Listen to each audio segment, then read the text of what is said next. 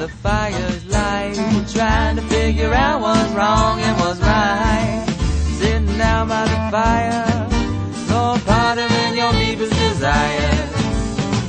You had to go out into this world to travel all around with that bluesy ragtime girl, watching the silver lining fade. You one step closer every day to your grave. There's a devil and an angel on your shoulder, it's true. They're always fighting, making a fool out of you. There's a drama queen, a king, and acting it out.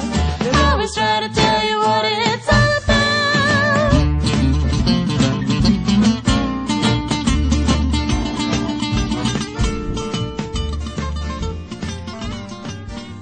Hello and welcome to the Tofu Show. I'm your host, Christopher Toller.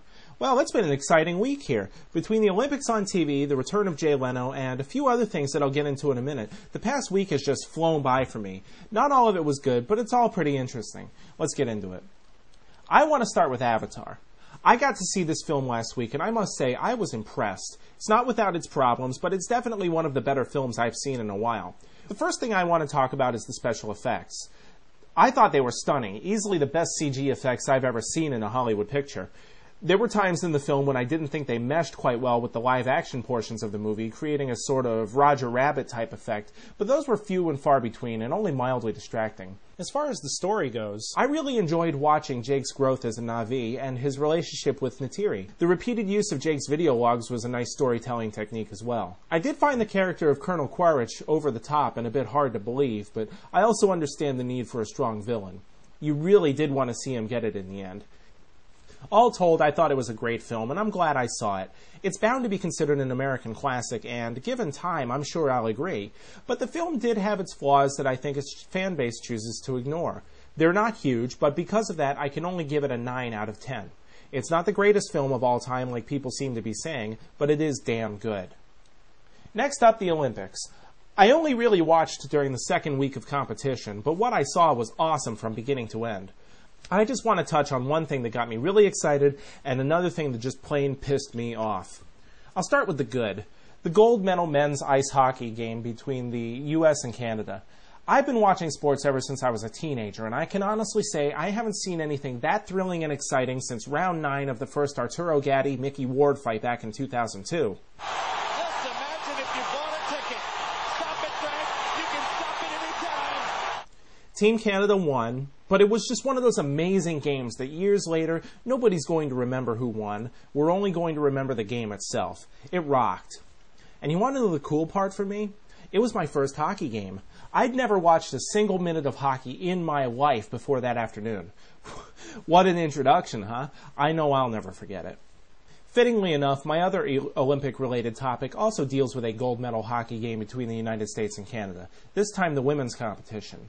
I'm sure we've all heard now about how the Canadian women came out onto the ice a half hour after beating the U.S. and celebrated their victory with stogies and beer. There was this huge uproar for the better part of that day, so much so that Hockey Canada issued a formal public apology. What the fuck? You know, I used to be convinced that it was just we Americans who have this sick obsession with constantly monitoring and controlling people's behavior, but apparently it's not just us. The entire world has its heads up its asses. Are our lives so empty, our attitudes so moralistic and narrow that we have to vilify public figures for behavior that we've somehow collectively agreed is questionable? And it wasn't even that questionable, so they smoked and drank. Big deal. Compared to snowboarder/frat boy Scotty Lago's antics, what these young women did was positively cute. I'll guarantee that if they had been men, nobody would have even noticed, much less cared. Don't believe me? All you have to do is look at John Montgomery chugging a pitcher of beer as he walked through the streets of Whistler after his gold medal victory. Was there an outcry over that? No! He got invited on to fucking Oprah! The simple fact is that no matter how much women achieve, no matter how much they prove themselves, we still tend to look upon them as precious, pretty little things, and the second they do anything we perceive as unladylike, we throw a goddamn fit. I guess even beyond all that, what really pisses me off about this whole situation is the fact that an apology was issued. For what? Doing something completely legal and normal? Apologizing doesn't save face. It just legitimizes the public's moralistic finger-wagging. Every time a public figure apologizes for something that's their own goddamn business, it only makes the problem worse.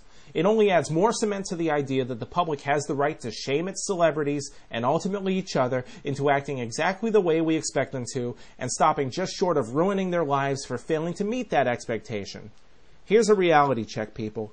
You want heroes? You want role models? Read a book. Watch a movie. Flip the dial to one of those crappy hour-long drama shows, because the only place you're ever going to find perfection is in fiction. Quit wasting your time and get a life. At any rate, I watched The Tonight Show on Monday and Tuesday nights, and I thought it was a mixed bag. Monday's show was really good.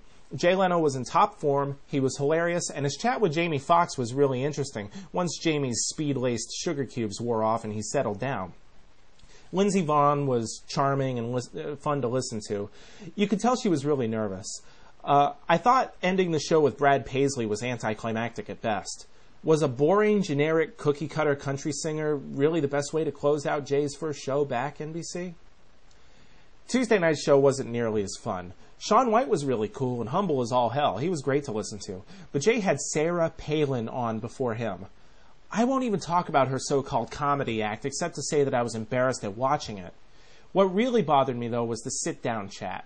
Now, everybody knows that late-night talk is not what it used to be. Nowadays, it's just a forum for celebrities to self-promote and pimp their latest projects.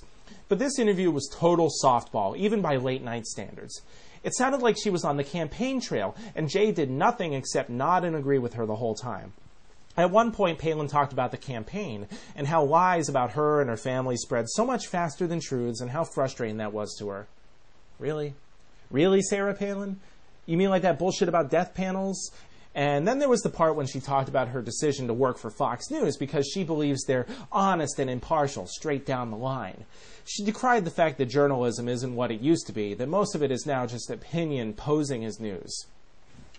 She works at Fox News! That's all I have to say. Fox invented opinion disguised as news. You know, I was really disappointed with Jay at that point. If you've ever seen David Letterman's debates with Bill O'Reilly, you know that Dave would have dragged her over the coals for saying something so blatantly false. I guess that's why she chose to appear on The Tonight Show instead of The Late Show. She's used to smiling and winking and having people applaud her every word instead of doing something intelligent like, oh, I don't know, questioning her. I'll keep watching Leno in the coming weeks before making my decision, but so far, it's a rocky start at best. And that brings us to, screw it. There's no development update this week. You may have heard about the ass-kicking winter storm we got up here in the Northeast. At the aftermath's peak, 100,000 Maine homes were without power, my parents and I being one of them. My brother and sister and their families were also without power. Our power got restored first, so at various times, family members were descending on us left and right. At one point, we had 3 of my 5 nephews over here, and they all crowded into my bedroom because I was the one with the cool Wii and PS2. Try getting anything productive done in that kind of environment. Not that I'm complaining. I love having family over, and it's fun. Just very, very distracting. And yes, I'm almost 29, and I live with my parents. Yes, I really, really hate it. At any rate, that brings us to the end of this week's show. I really hope you enjoyed it. Next week, I'll hopefully have made some progress on the game. Plus, I'll finally make that cool announcement that I mentioned in last week's show. Stay tuned. It's going to be awesome. Bye, everybody.